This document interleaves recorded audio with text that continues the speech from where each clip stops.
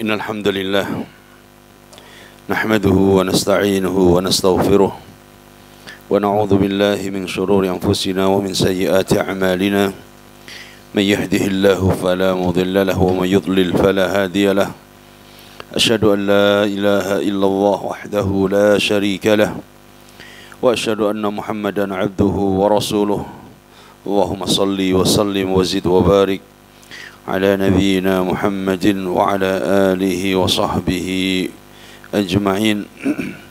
Para ikhwah, para jamaah yang dimuliakan Allah Tabaraka wa Ta'ala, alhamdulillah Allah Subhanahu wa Ta'ala memudahkan kita kembali untuk bisa mengkaji dari kitab Khulasatul Kalam ala Umdatil Ahkam setelah kita libur beberapa pekan, dan insyaallah kita akan memulai lagi dari bab wujubit tuma'ninah fir ruku'i was sujud.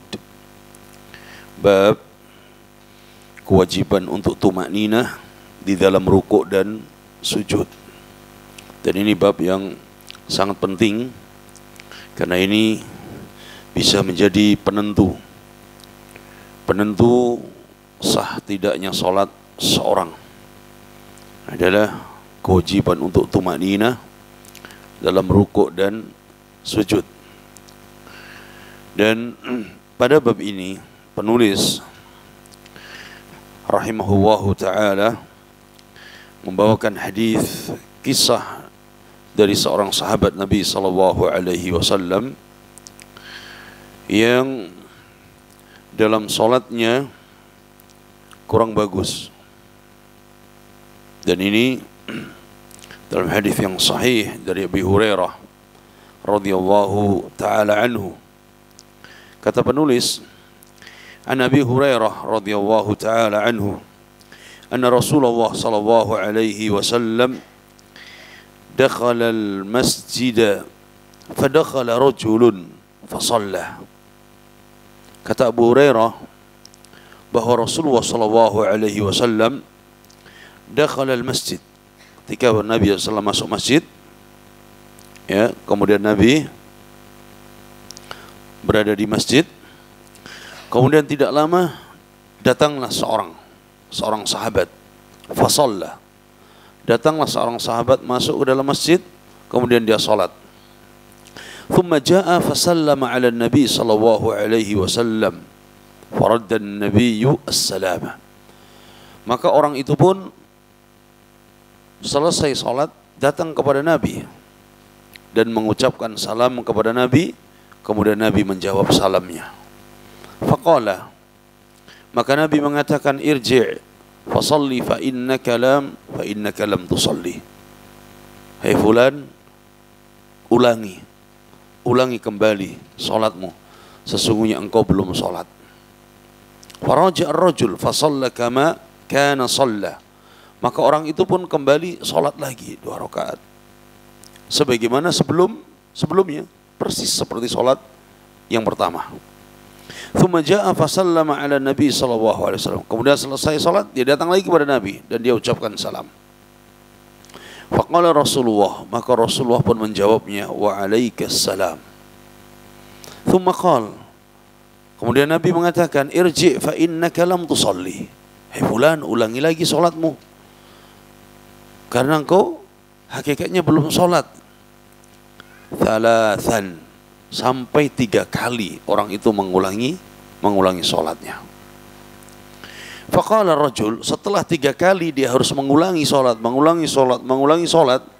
maka orang itu mengatakan kepada Nabi sallallahu alaihi wasallam, walladzi ba'atsaka bil haqq ma uhsinu ghairahu fa'allimni. Demi zat, yaitu Allah yang mengutusmu wahai Nabi, sesungguhnya aku tidak bisa salat yang lebih baik daripada salat yang telah aku kerjakan ini. Jadi orang ini ya hanya itu bisa salatnya, salat yang dia kerjakan tadi. Ma'usinu ghairu, aku tidak bisa lagi yang lebih bagus daripada ini. Fa'alimni, kalau begitu ajari aku salat wahai Nabi. Qal, kemudian Nabi SAW mengajari salat dengan apa? Dengan ucapannya, dengan lisannya. Idza qumta ila shalah fakabbir. Kalau engkau hendak mendirikan salat, maka yang pertama kali engkau berdiri, kemudian fakabbir, bertakbirlah. Thumma qra' ma tayassara ma'aka minal Qur'an. Kemudian bacalah yang mudah dari ayat-ayat Al-Qur'an. Thumma rka' hatta tatma'inna raki'ah. Kemudian rukuklah engkau dengan tumakninah. Rukuklah engkau dengan apa? Tumakninah. Thumma rfa' hatta ta'tadila qa'imah. Kemudian bangkitlah engkau dari rukuk i'tidal. Ya, bangkitlah engkau dari rukuk yaitu i'tidal.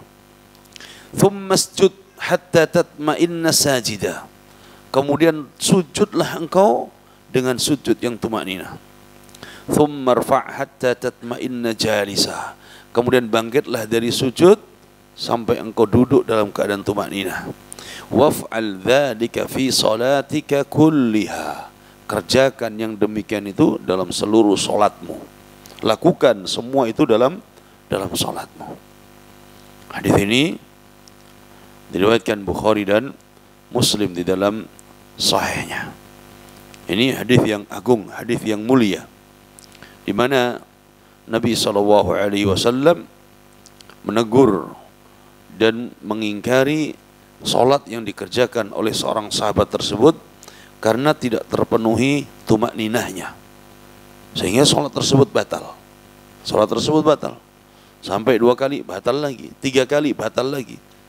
Setelah itu baru dia minta ajari Nabi SAW. Penulis Khulasatul Kalam, Syekh Abdullah Al-Bassam, beliau menyebutkan fihi masail. Ada 3 hukum permasalahan. Al-ula, kata beliau, hadzal haditsu yusammihi al-ulama'u hadits al-musii fi salatih. Hadis ini banyak para ulama menamakan dengan hadis orang yang buruk salatnya. Banyak ulama menamai hadis ini dengan sebutan hadis orang yang buruk salatnya. Sebagian ulama tidak mau menggunakan orang yang buruk salatnya. Khawatir apa? Khawatir ini merendahkan sahabat tersebut, sehingga dengan istilah kurang baik, ya, atau kurang sempurna salatnya. Tetapi masyhur, ya, dari para ulama zaman dahulu, mereka membawa nama ini hadithul musi' fi salatihi. Wastadallu bihi ala anna ma dzukira fihi fahuwa wajib. Dan para ulama berdalil dengan hadis ini tadi bahwa semua yang disebutkan oleh Nabi dalam hadis tadi maka hukumnya itu wajib. Semua yang disebutkan oleh Nabi dalam hadis tadi hukumnya wajib. Wa ma lam yuzkar fahuwa ghairu wajib. Adapun yang tidak disebutkan oleh Nabi dalam hadis tadi maka hukumnya tidak wajib. Ini kata Syekh. Nanti kita akan sebutkan tambahannya. Qala li'annahu jaa'a mawdi'at ta'limi jahil. Karena pada saat itu Nabi sedang mengajari orang yang tidak faham salat. Ya. Wa ta'khirul bayan an waqtil hajah la yajuz. Sedangkan mengakhirkan penjelasan kepada seorang yang saat itu dibutuhkan tidak dibolehkan. Artinya pada saat itu Nabi sedang mengajari dan tidak boleh ada yang disembunyikan oleh Nabi. Kalau memang itu kewajiban akan disampaikan semuanya oleh Nabi. Oleh sebab itu sebagian ulama mengatakan tadi bahwa apa yang tidak disebutkan dalam hadis ini berarti tidak wajib hukumnya.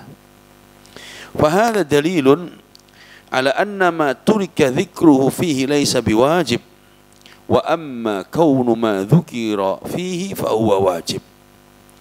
Maka ini sebagai dalil bahwa apa yang tidak disebutkan dalam hadis bukanlah satu kewajiban. Sebaliknya, apa yang disebutkan maka itu hukumnya wajib. Fali'annahu jaa'a bilafdzil amri, karena ini terdapat dengan lafaz perintah, lafaz amr, lafaz perintah. Karena tadi disebutkan dari awal, idza qumta ila shalah fakabbir. Ini adalah amr, perintah. Fakabbir. Tsumma qra. Kemudian ini juga fi'il amr. Iqra, tsumma rfa'. Ini juga fi'il amr. Tsumma rka'. Ini fi'il amr. Tsumma irfa' hatta tatma'inna jalisa. Kemudian engkau duduk. Jadi semua ini perintah. Fa bihadza takun takbiratul ihram fi rak'atil ula wal Fatihah wal ruku' wal i'tidalu fihi was sujud wal i'tidalu fihi wat tuma'ninatu fi kulli hadhil af'al wajibah. Maka di dalam hadis ini tadi yang pertama adalah takbiratul ihram. Kemudian membaca Al-Fatihah. Kemudian ruku', ya, kemudian i'tidal, kemudian sujud, ya, kemudian i'tidal dalam julusnya, duduknya, dan yang terakhir tuma'ninah, maka itu semua hukumnya wajib. Ini yang disebutkan oleh Syekh. Kemudian yang kedua, ats-tsaniyah, ma lam yuzkar fil hadis minal arkan wal wajibat sahhat bi ahadits ukhra. Ini penjelasan tambahannya. Kata Syekh, apa yang tidak disebutkan dalam hadis ini tadi, dari rukun-rukun salat, dari kewajiban-kewajiban salat, maka terdapat dalam hadis-hadis sahih yang lainnya. Sehingga ya, di situ tidak ada kewajiban apa? Apa lagi kewajiban di situ? Tahiyat mana? Tidak ada. Salam tidak ada, ya kan? Maka berdiri di situ tidak ada. Kemudian lagi wudu tidak disebutkan juga, taharah dan sebagainya. Di mana itu disebutkan dalam hadis-hadis yang lainnya.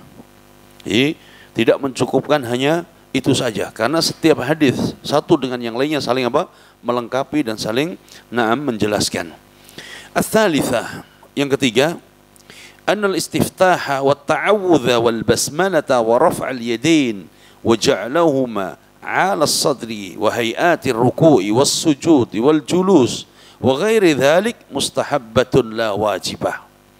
Yang ketiga kata Syekh, bahwa istiftah, doa istiftah setelah takbiratul ihram, kemudian ta'awudz, ya, baca a'udzubillahi minasyaitonir rajim atau dengan lafaz yang lainnya, kemudian basmalah, baca basmalah, wa raf'il yadain, dan mengangkat kedua tangan pada setiap takbir, wa ja'alahuma 'ala sadri, dan menjadikan atau meletakkan kedua tangannya di dada, wa hay'atir ruku', dan posisi ruku', ya, apakah dia lurus, kemudian jari-jarinya membuka, ya, sehingga tidak dikepalkan dan sebagainya. Kemudian begitu juga dalam keadaan sujud, bagaimana dia mengangkat kedua tangannya, kedua bahunya, kemudian duduk dan sebagainya. Maka itu semua adalah sunnah dan bukan kewajiban. Ar-rabi'ah, yang keempat terakhir dalam hadis ini, penulis mengatakan fihi syai'un min adabil muallimi bi an yabda'a bi ta'limil aham fal aham. Pada hadis ini, ya, ada adab bagi seorang guru. Adab bagi seorang guru, yaitu an yabda'a bi ta'limil aham fal aham. Seorang guru hendaknya dia mengajarkan kepada muridnya perkara yang paling penting, ya, perkara yang paling wajib. Itu yang harus didahulukan, yang paling prioritas itu yang harus didahulukan. Wa an yazida fi jawabi ma su'ila anhu idza iqtadatil halu dzalik, dan hendaknya seorang muallim dia menambahkan jawaban penjelasan jika dibutuhkan pada saat itu. Tapi yang diutamakan adalah perkara yang wajib, yang paling utama, yang paling prioritas, dan kemudian jika dibutuhkan maka dia menambahkan penjelasan yang lainnya. Wa an yasta'mila ahsana turuqi minal lini wal lutfi wa tashwiqil muta'allim lil ilmi. Dan adab seorang muallim, dia mengajarkannya dengan cara dan metode yang terbaik. Karena metodenya berbeda-beda. Ya, metode yang terbaik dengan cara lemah lembut, dengan cara membuat murid itu bertanya-tanya. Murid itu merasa taswiq. Dia ingin segera mendapatkan apa maksudnya, apa jawabannya, apa yang akan disampaikan. Jadi membuat dia menunggu mendapatkan penjelasan.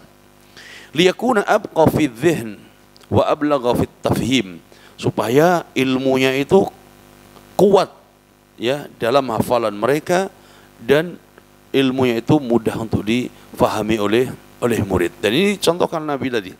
Jadi ketika ya Nabi perintahkan salat lagi sahabat tersebut balik lagi ke Nabi salam, Nabi bilang salat lagi.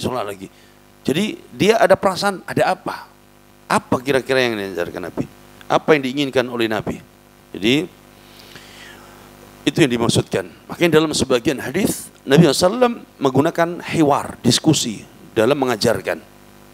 Nabi bertanya kepada sahabat menjawab, kemudian Nabi katakan tidak demikian, jawaban yang benar ada demikian. Jadi ada hiwar, ada diskusi di dalam menyampaikan ilmunya tersebut.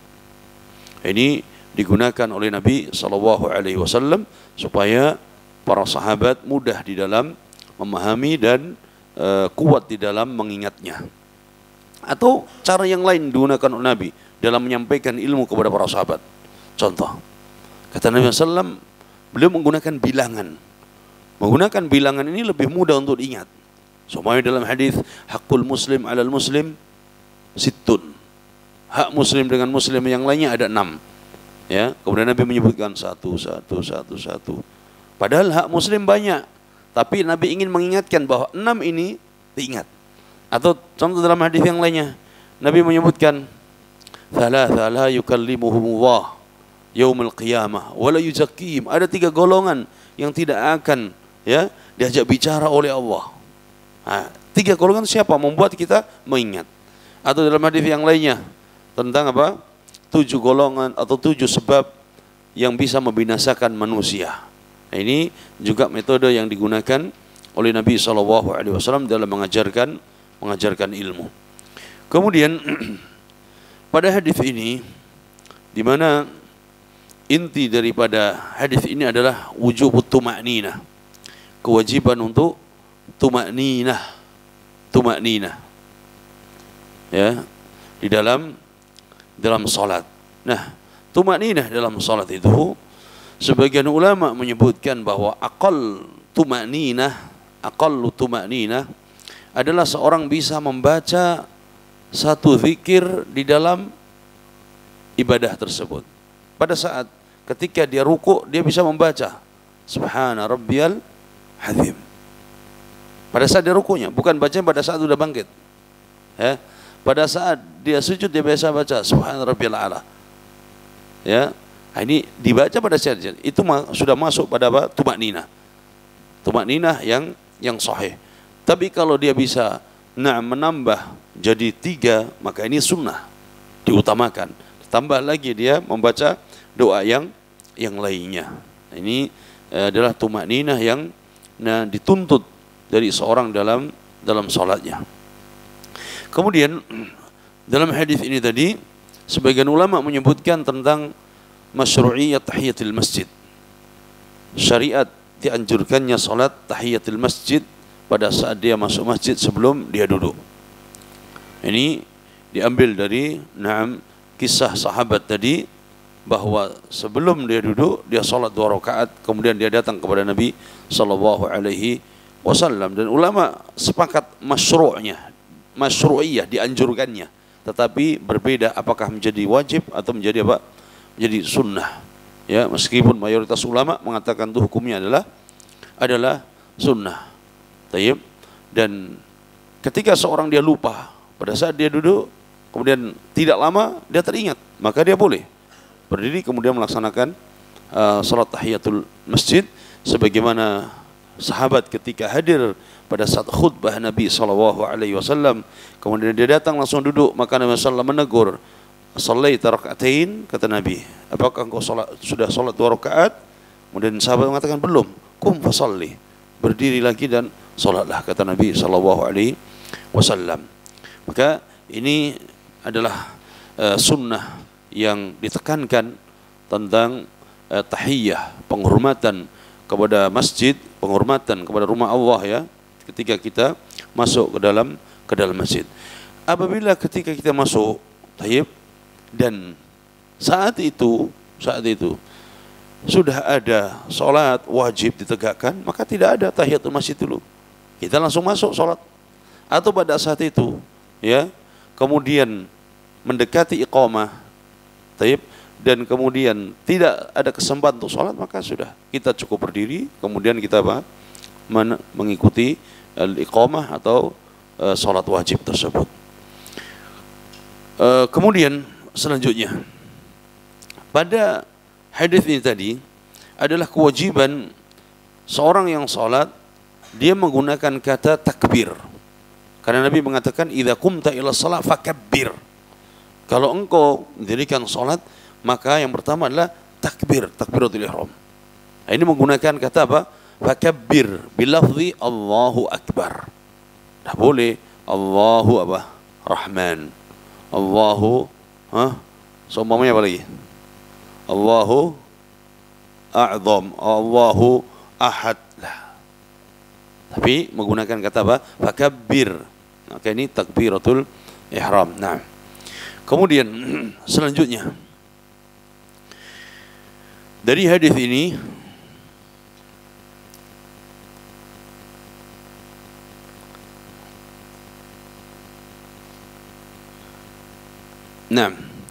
bahwa perkara-perkara yang tidak disebutkan, umur lam tuzkar fiha bi annaha laysat biwajibah, perkara-perkara yang tidak disebutkan pada hadis ini maka akan disebutkan pada hadis yang lain. Kenapa? Karena dalam hadis yang Nabi SAW menyebutkan sallu kama ra'aitumuni usalli, salatlah engkau sebagaimana engkau mengetahui dan melihat aku salat. Dalam salat Nabi SAW ada takbir, ada bacaan, ada ruku, ada terus semuanya. Padahal tadi kalau kita melihat bahwa hanya beberapa saja kewajiban, tetapi terdapat dalam hadis yang lainnya. Kemudian selanjutnya, babul qiraati fi shalah, al-hadits ar-rabi' wa tis'un, bab bacaan di dalam salat. Pada hadis 94 penulis rahimahullah membawakan hadis Ubadah bin Samit.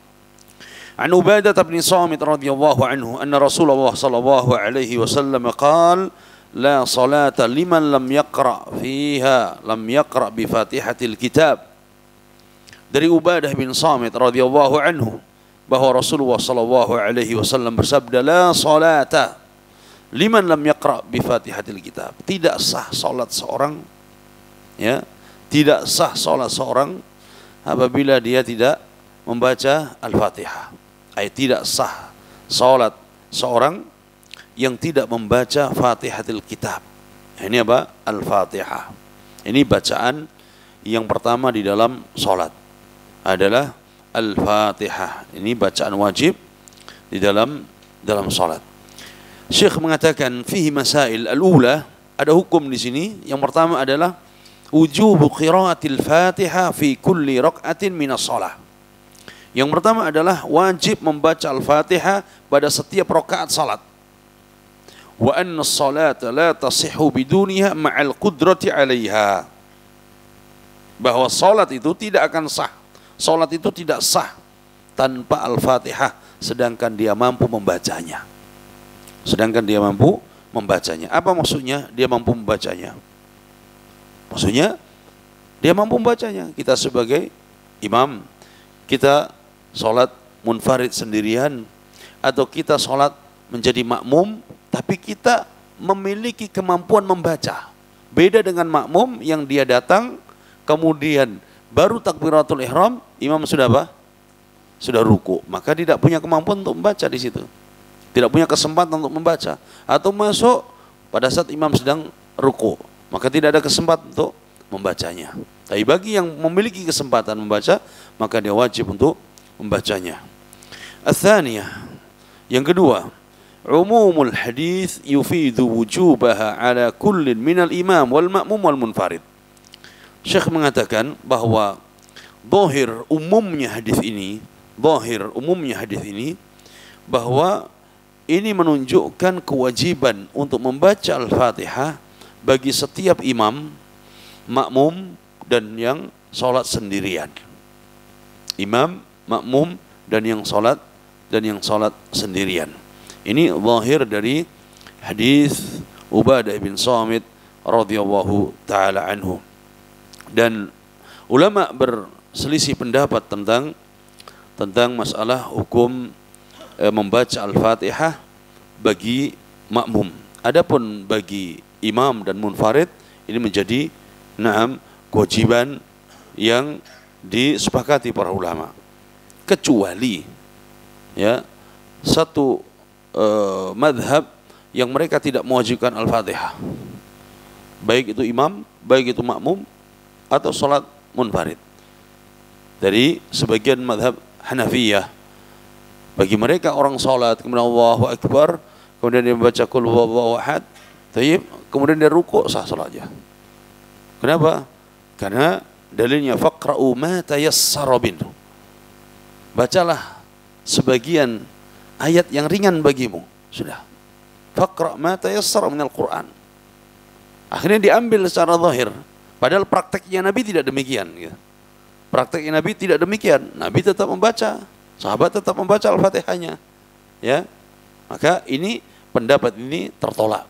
Pendapat yang lemah. Maka imam kemudian munfarid ya wajib. Adapun makmum bagaimana? Di sini ada tambahan. Qala wa'lam anna al-musalli tijah qiraatil Fatihah lahu halatan. Adapun orang yang salat yang berkaitan dengan membaca Al-Fatihah ini ada dua keadaan. Yang pertama, al-imam wal munfarid. Fahaula'i wajibatun alaihim bil ijma'. Bagi imam dan bagi orang yang salat sendirian maka dia wajib membaca Al-Fatihah, dan ini kesepakatan ulama, kecuali tadi pendapat yang tertolak tadi. Ya. Kemudian kondisi yang kedua, keadaan yang kedua, al-ma'mum, bagi makmum. Bagaimana dengan makmum? Fa fi hukmil Fatihah fi haqqihi thalathatu aqwal. Bagi makmum ada 3 pendapat terkait membaca Al-Fatihah. Al-qaulul awal, pendapat yang pertama, annaha tajibu 'alal ma'mum mutlaqan fi sirriyah wal jahriyah. Pendapat pertama bahwa wajib bagi makmum untuk membaca Al-Fatihah baik dalam solat sirriyah atau solat jahriyah. Dan ini pendapat Imam Syafi'i dan riwayat dari Imam Ahmad.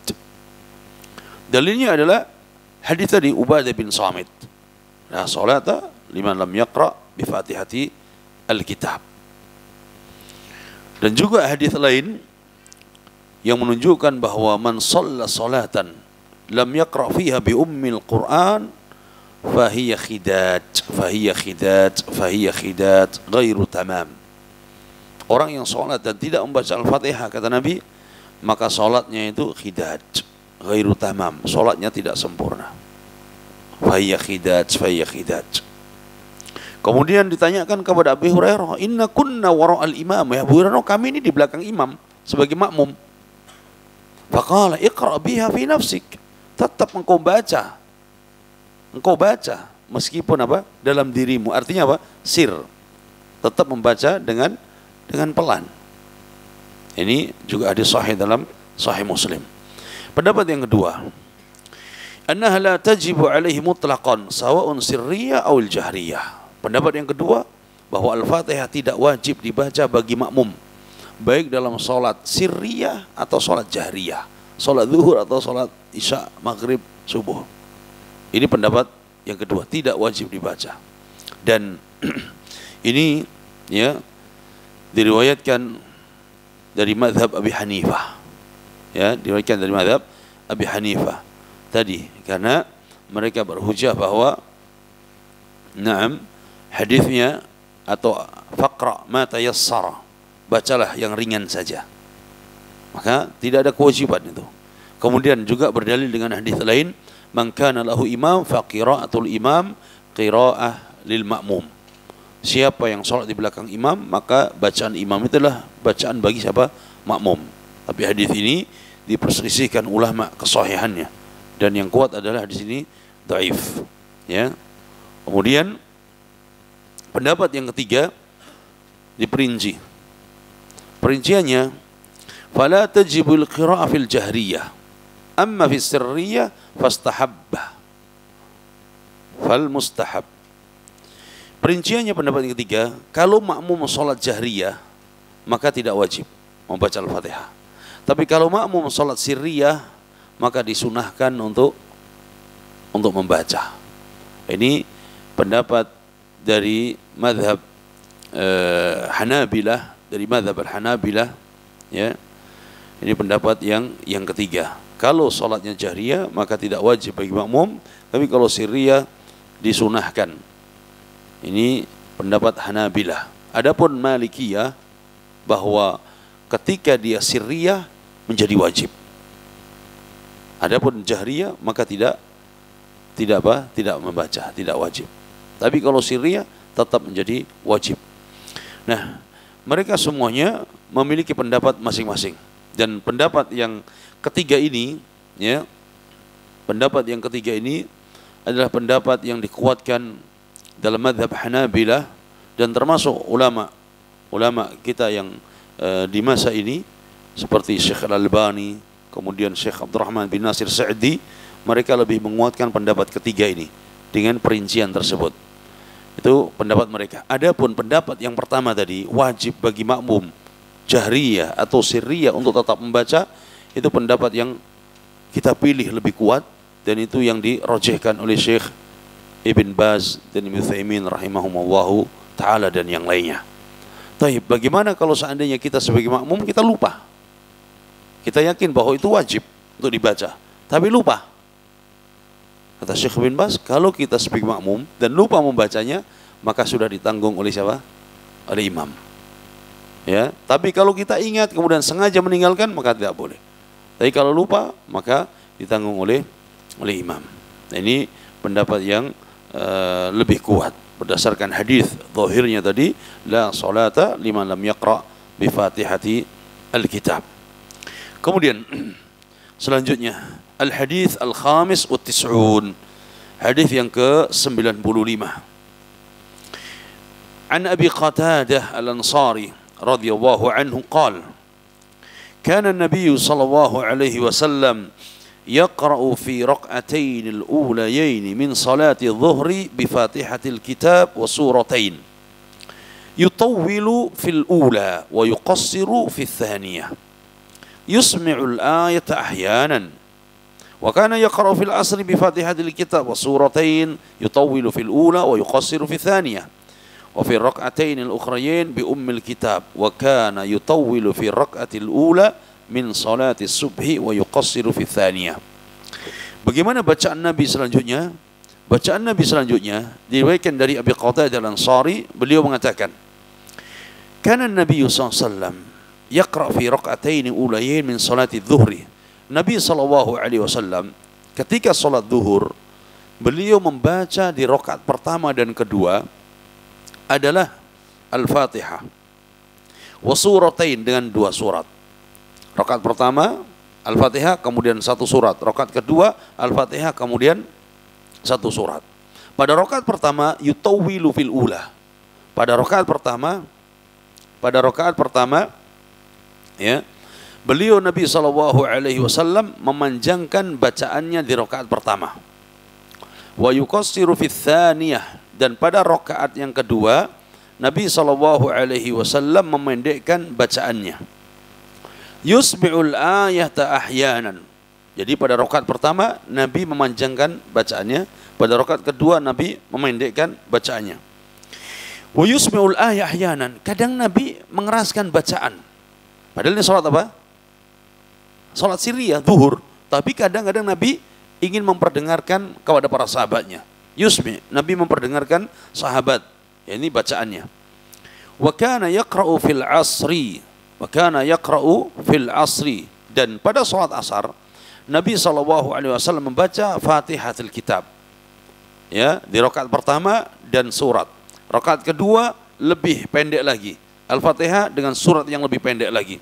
Wa fi rakaatin ukhrayain bi ummil kitab, dan pada rakaat ketiga dan keempatnya cukup membaca Al-Fatihah saja. Ya, berarti rakaat pertama kedua Al-Fatihah dan surat, tapi rakaat yang pertamanya bacaan setelah Al-Fatihahnya lebih panjang daripada apa? Pada rakaat yang kedua. Tapi pada rakaat ketiga dan keempatnya apa? Al-Fatihah saja.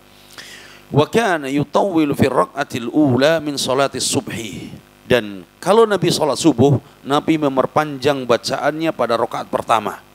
Wa yuqassiru fi tsaniyah, dan Nabi memendekkan bacaannya pada rakaat yang kedua. Terdapat dalam sebagian riwayat Nabi juga memanjangkan bacaan, menambah surat di rakaat ketiga dan keempat. Tetapi tidak menjadi kebiasaan Nabi SAW. Tapi yang menjadi kebiasaan adalah apa? Memendekkan pada rakaat ketiga dan keempat. Fihi masail. Syekh Abdullah Al-Bassam rahimahullah menyebutkan di sini faedah yang pertama, al-ula istihbabu qiraati syai'in minal Qur'an ba'da al-Fatihah. Dianjurkan untuk membaca sebagian dari ayat Al-Qur'an setelah membaca Al-Fatihah fi rak'atainil ulayain, pada dua rakaat pertama min salati dzuhri wal asri. Rakaat pertama, kedua setelah Al-Fatihah, salat zuhur dan asar, maka menambah dengan apa? Surat atau ayat-ayat yang lain. Ya. Ats-tsaniyah, yang kedua, faedah yang kedua, istihbabul iqtisar 'ala al-Fatihah fi rak'atainil ukhrayain minhuma. Pada rakaat ketiga dan keempat dari salat zuhur dan asar, maka mencukupkan dengan Al-Fatihah, memendekkan dari rakaat pertama dan kedua. Wa tatwilur raka'ah al-ula 'ala ats-tsaniyah wa tatwilul ula 'ala ats-tsaniyah fi subhi.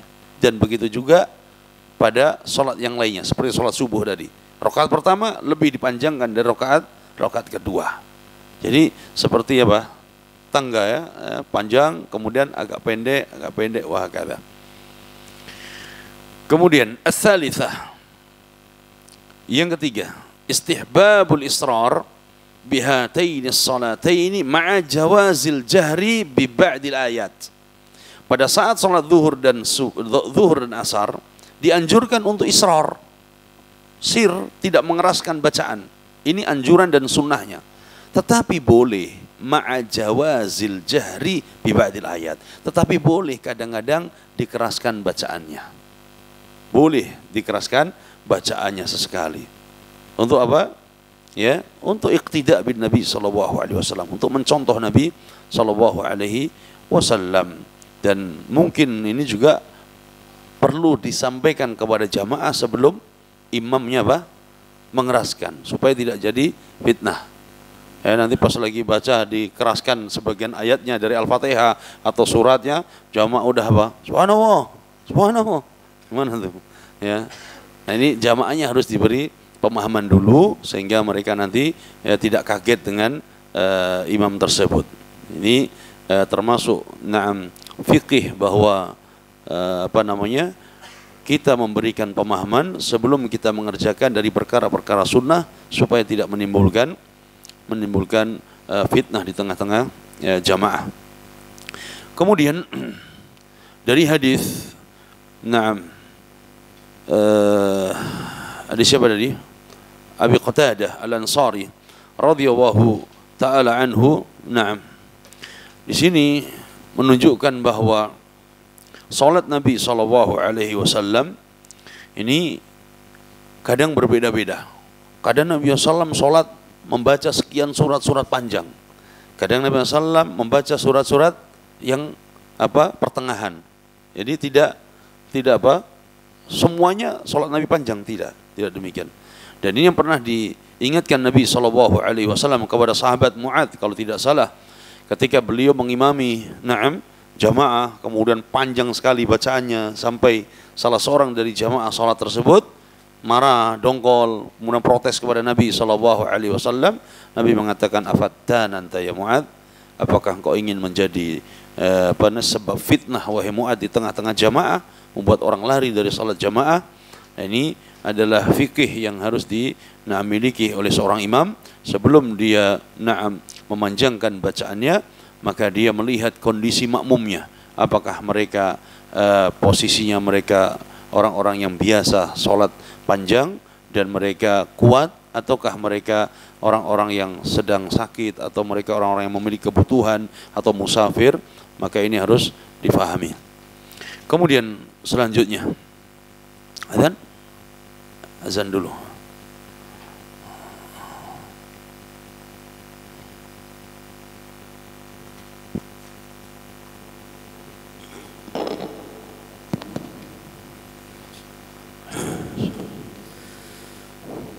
Allahu Akbar, Allahu Akbar, Allahu Akbar, Allahu Akbar.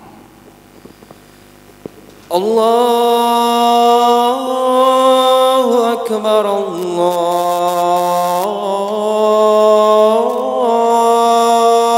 Akbar.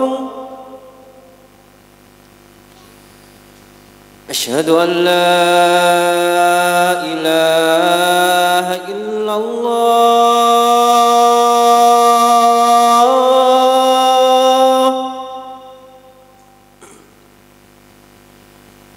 أشهد أن لا إله إلا الله.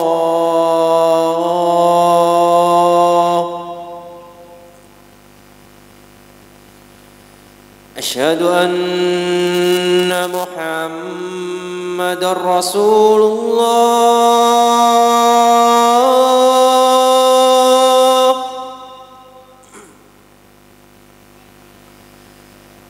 أشهد أن محمدا رسول الله.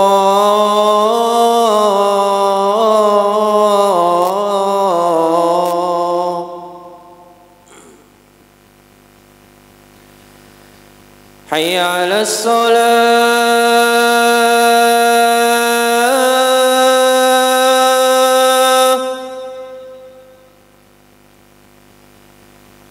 حي على الصلاة.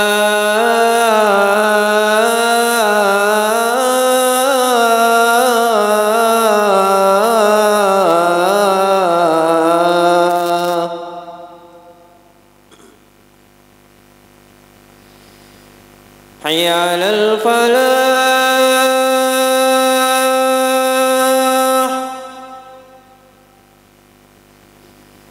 حي على الفلاح.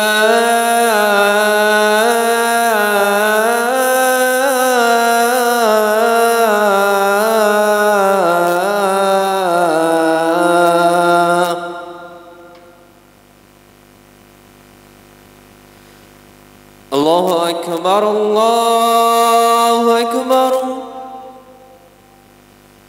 La ilaha illallah.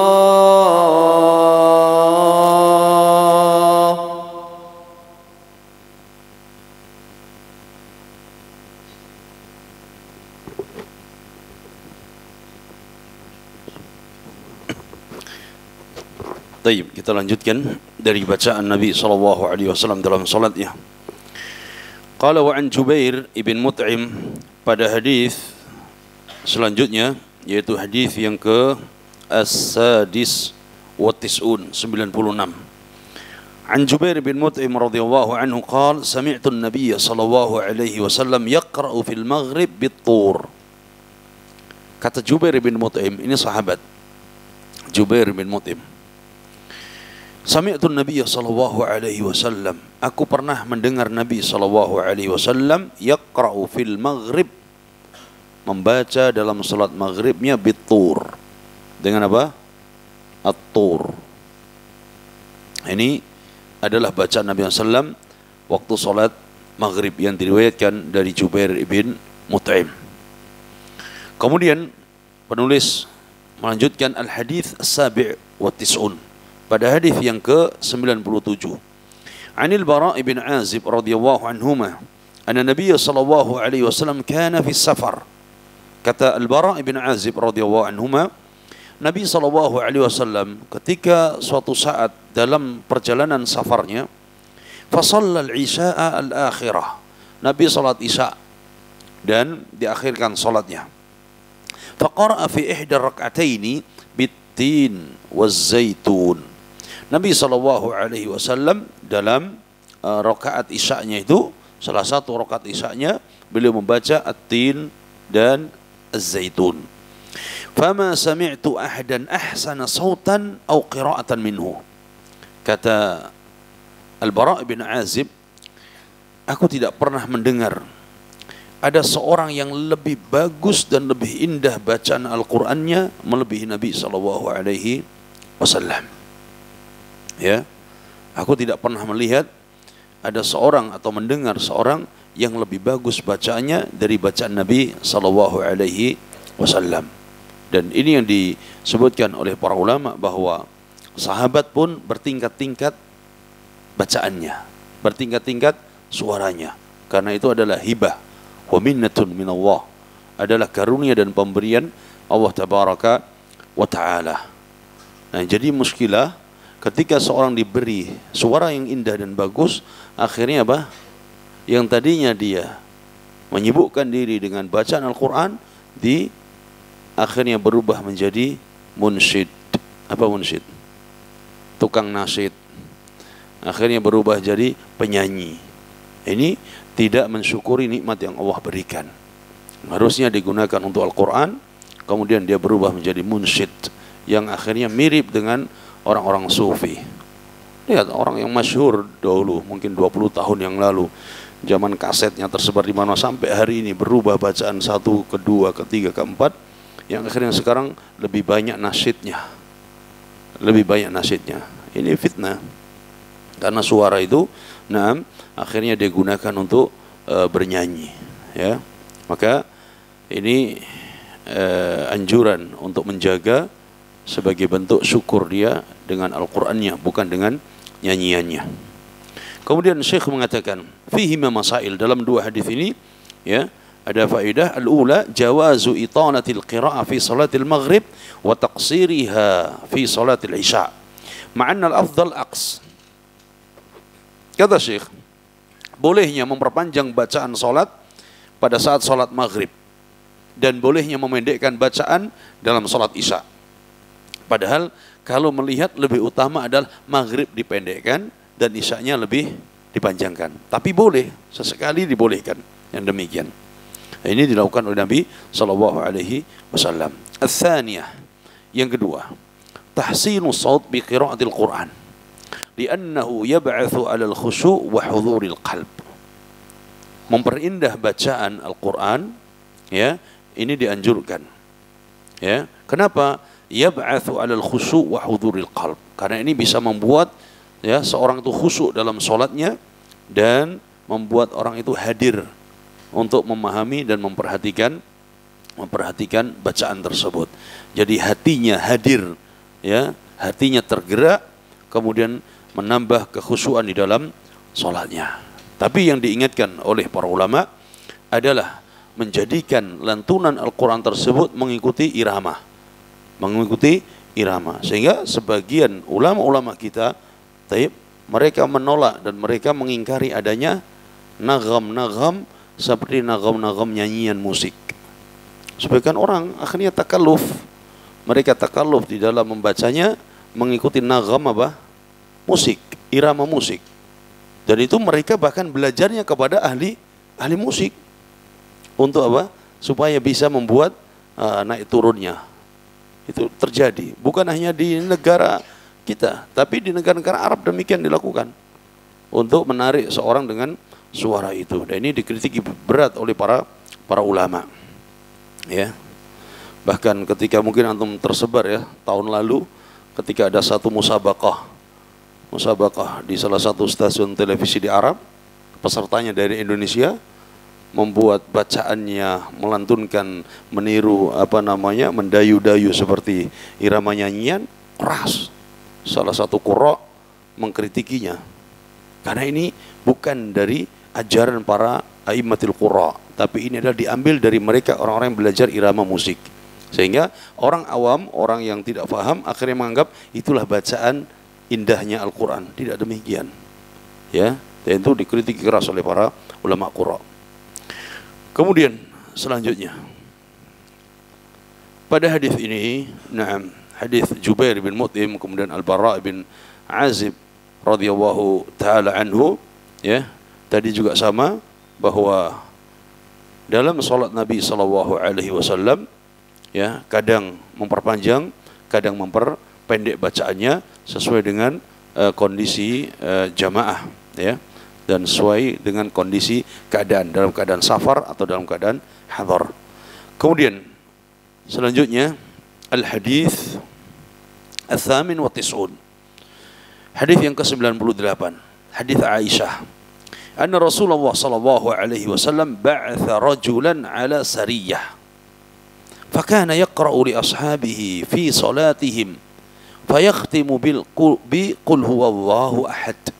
فلما رجعوا ذكروا ذلك لرسول الله صلى الله عليه وسلم فقال سألوه لأي شيء يصنع ذلك فسألوه فقال لأنها صفة الرحمن عز وجل فأنا أحب أن أقرأ بها فقال رسول الله صلى الله عليه وسلم أخبروه أن الله تعالى يحبه. Ini hadis yang mengkisahkan seorang sahabat yang hobinya membaca apa? Qul huwa wahad dalam salat. Ya. Kata Aisyah, Rasulullah sallallahu alaihi wasallam suatu hari ba'atha, beliau mengutus seorang dalam satu misi.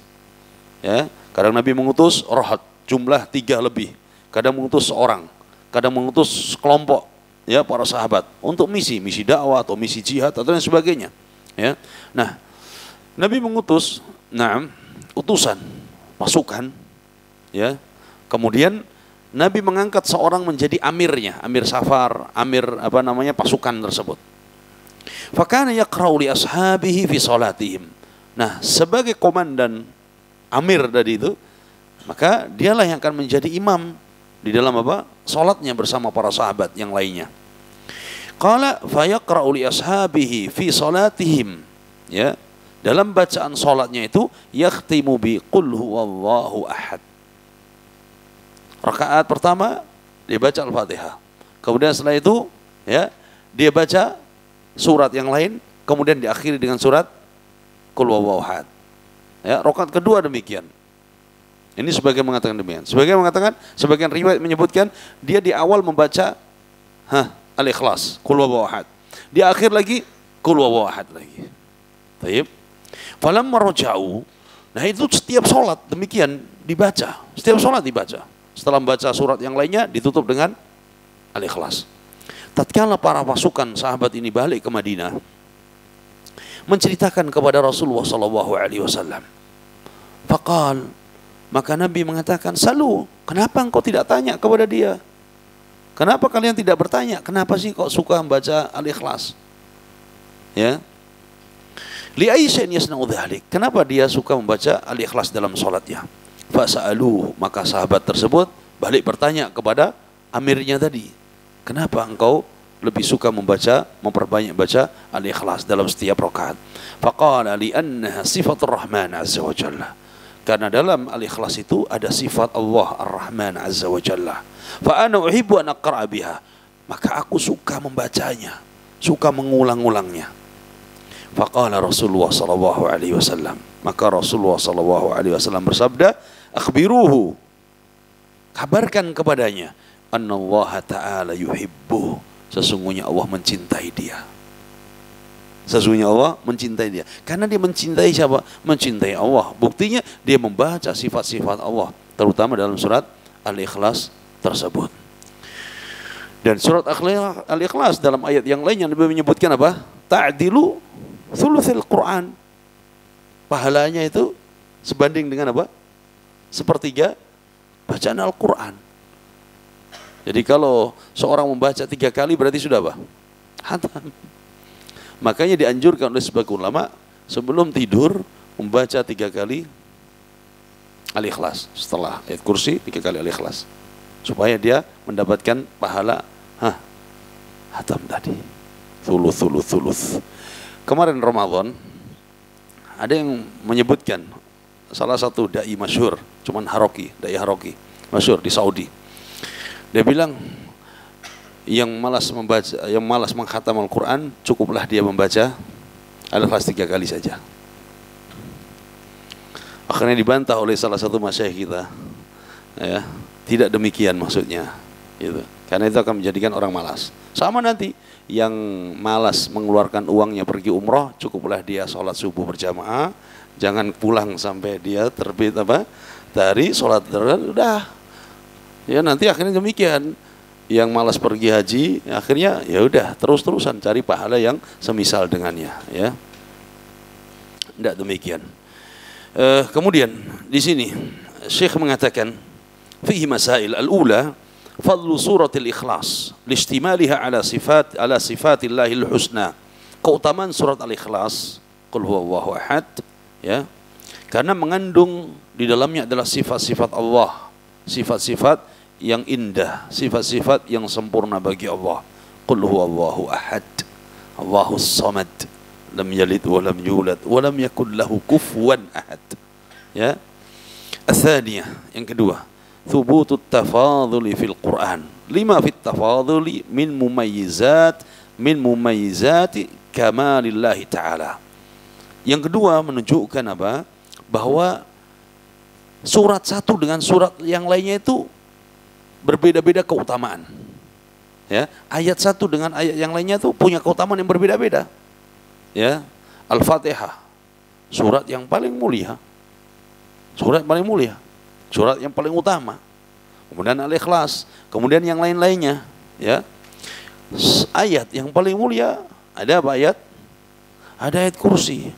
Maka di situ ada tafadhul fil Quran, ada bertingkat-tingkat keutamaannya, ya. Karena ini menunjukkan keutamaan dan kesempurnaan Allah tabaraka wa taala. Ats-tsalitsah, yang ketiga, annal amala yakthuru thawabuhu bihasabi ma yusahibuhu min niyatin salihah. Bahwa amalan itu akan meraih pahala yang banyak, yang besar, sesuai dengan niat orang yang mengerjakannya. Sesuai dengan niat orang yang mengerjakan amal tersebut. Faqad amara Nabi sallallahu alaihi wasallam bisu'alihi anil qasdi bin takriri hadhihi surah. Buktinya Nabi perintahkan para sahabat, coba tanyakan, kenapa dia kok suka membaca Al-Ikhlas dalam sholatnya? Padahal ya masih banyak surat-surat yang lainnya. Setelah ditanya, ya, bahwa dalam surat tersebut ada sifat-sifat Ar-Rahman dan aku suka dan cinta membaca ayat-ayat, membaca sifat-sifat tersebut. Ini menunjukkan bahwa niat ini bisa memperbanyak dan menambah pahala seorang. Kemudian Rabi'ah, yang keempat, anna man ahabba sifatillah fa innallaha yuhibbuh. Ini kaidah penting. Siapa yang mencintai sifat-sifat Allah, Allah pasti mencintainya. Ya, mencintai sifat-sifat Allah, pertama, dia meyakini bahwa Allah memiliki sifat yang sempurna, tidak sama dengan sifat makhluknya. Mencintai sifat Allah, dia mempelajarinya, mempelajari sifat-sifat Allah. Dari mana? Dari ayat-ayat, dari hadis-hadis Nabi SAW. Karena kita tidak tahu sifat Allah kecuali yang telah dikhabarkan oleh Allah dan yang dikhabarkan oleh Rasulullah SAW. Mencintai sifat Allah adalah dengan apa? Menyebarkan sifat-sifat Allah. Meskipun orang-orang banyak yang mengingkari atau yang mereka membantah sifat-sifat tersebut. Makanya Ahlus Sunnah dicintai oleh Allah karena mereka orang yang terdepan dalam mencintai sifat-sifat Allah dan menetapkan sifat bagi Allah tabaraka wa taala, berbeda dengan ahli al-bidah. Kemudian terakhir pada hadis